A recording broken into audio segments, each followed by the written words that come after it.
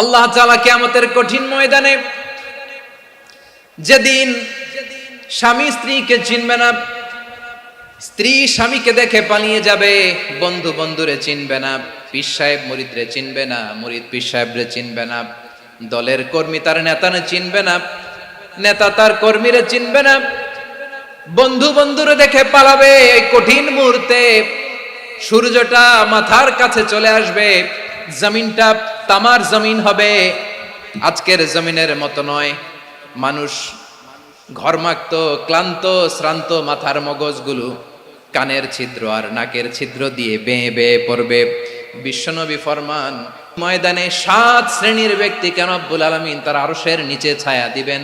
তার মধ্যে প্রথম শ্রেণীর ব্যক্তি হলো ইমামুন আদিল। ইমামুন আদিল, ন্যায়পরায়ণ শাসক, যে ইনসাফের সাথে বিচার করে, যে জাস্টিস সমাজে সার্ভ করে, যে সুশাসন নিশ্চিত করে, ওই ইমামুন আদিল। আদিল শব্দটা বুঝছেন না? ইন্নাল্লাহা ইয়া'মুরু বিল আদল, পাইছেন? আদিল। 7 শ্রেণীর ব্যক্তিকে আল্লাহ তাআলা সুশীতল আরশের নিচে ছায়া দিবেন, যেদিন তার দেয়া ছায়া ছাড়া কোনো ছায়া থাকবে না। এর প্রথম হচ্ছে ইমামুন আদিল, ন্যায়পরায়ণ শাসক। চিল্লায় বলেন সুবহানাল্লাহ।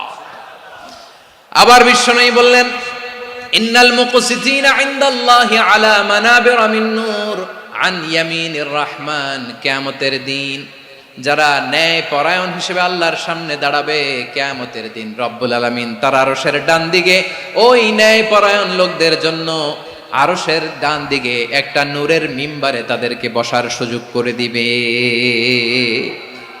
আল্লাহর আরশের ডান দিকে ন্যায়পরায়ণ লোকদের জন্য আল্লাহ তাআলা নূরের মিম্বার বানাবে।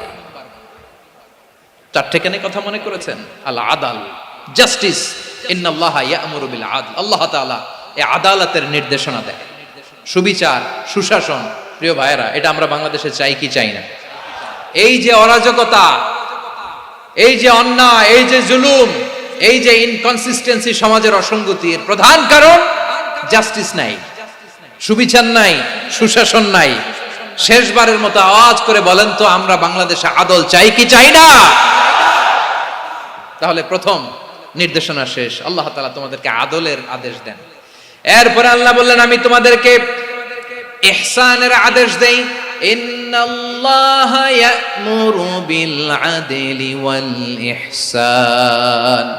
আমি তোমাদেরকে যেমনি আদলের নির্দেশনা দেই, তেমনি ভাবে তোমাদেরকে ইহসানের নির্দেশনা দেই। ইহসান, আওয়াজ করে সবাই বলেন তো ইহসান। সবাই বলেননি, সবাই বললে এতটুকু আওয়াজ হবে আমি বিশ্বাস করি না। আওয়াজ করে বলুন আল ইহসান।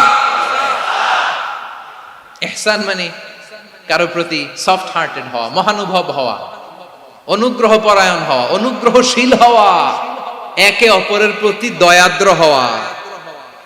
একে অপরের প্রতি দয়াদ্র, অনুগ্রহশীল হওয়া ছাড়া মানবিক সমাজ কশিনকালেও গঠন করা সম্ভব না।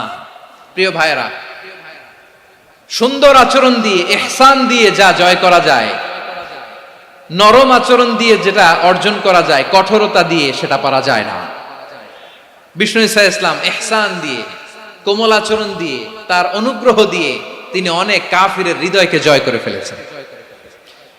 সাইয়েদনা সুমামা ইবনে উসাল রাদিয়াল্লাহু তাআলা আনহুর কথা মনে পড়ে যায়। তিনি ছিলেন ইয়ামামার বাদশা।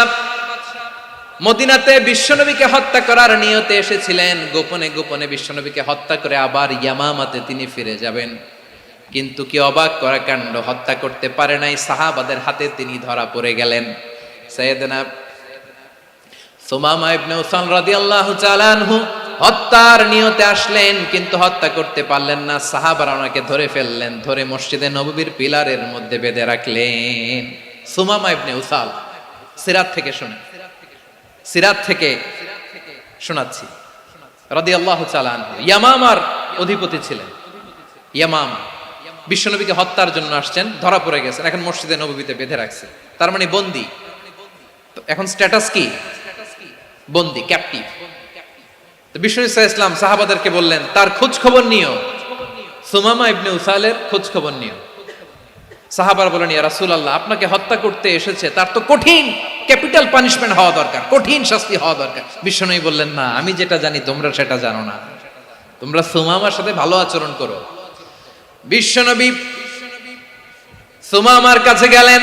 প্রথম দিন যে তিনি কালেমার দাওয়াত দিলেন, ইমানের দাওয়াত দিলেন, ইসলামের দাওয়াত দিলেন, রিসালাতের দাওয়াত দিলেন, আখিরাতের দাওয়াত দিলেন। পরের দিন যে বিশ্বনবী সালাতের দাওয়াত দিলেন, যাকাতের দাওয়াত দিলেন, ইসলাম কি, কিভাবে, কেমন করে পালন করতে হয় চমৎকার আর্টিকুলেট করতে শুরু করলেন। তন্ময় হয়ে সুমামা ইবনে উসাল রাদিয়াল্লাহু তাআলা আনহু বিশ্বনবীর কথাগুলো শুনতে আরম্ভ করলো।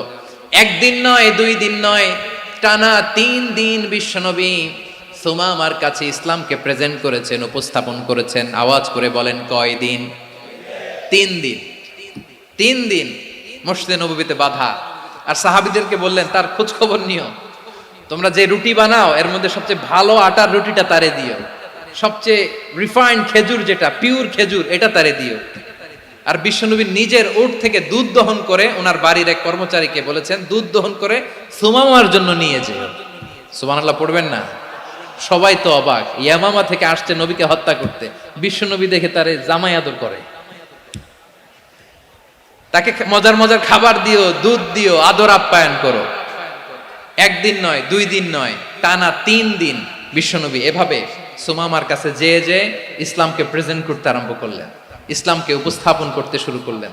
আর তাকে চমৎকার এন্টারটেইনমেন্ট, আপ্যায়ন দিতে আরম্ভ করলেন। টানা 3 দিন যখন ইসলামের দ্য বিউটিজ অফ ইসলাম, ইসলামের সুমহান বাণী, সৌন্দর্য তার কাছে উপস্থাপন শেষ, তাকে আপ্যায়ন শেষ, বিশ্বনবী বললেন সাহাবাদেরকে, যাও এবার সুমামার হাতের পায়ের রশি দুটো খুলে দাও। সাহাবারা বললেন, ইয়া রাসূলুল্লাহ, কি বলেন আপনি? ও তো হত্যাকারী, সুযোগ পায় নাই, আপনারে মারতে পারে নাই, ছেড়ে দিলে আবার ও আপনার উপর তলোয়ার নিয়ে ঝাঁপিয়ে পড়বে। নবী, এই সিদ্ধান্ত আপনি নিতে যাবেন না। বিশ্বনবী বললেন, যেটা বলেছি সেটা করো, সুমামার রশিগুলো ছেড়ে দাও, সুমামার হাতে পায়ের রশিগুলো যে তোমরা খুলে দাও। সাহাবারা তর্ক জুড়ে দিলেন, লা ইয়া রাসূলুল্লাহ, এমনটা করবেন না, তো ভয়ঙ্কর ভয়ঙ্কর খুনি, কি জানি কি হয়ে যায়। বিশ্বনবী বললেন, না, তার হাতে পায়ের রশিগুলো খুলে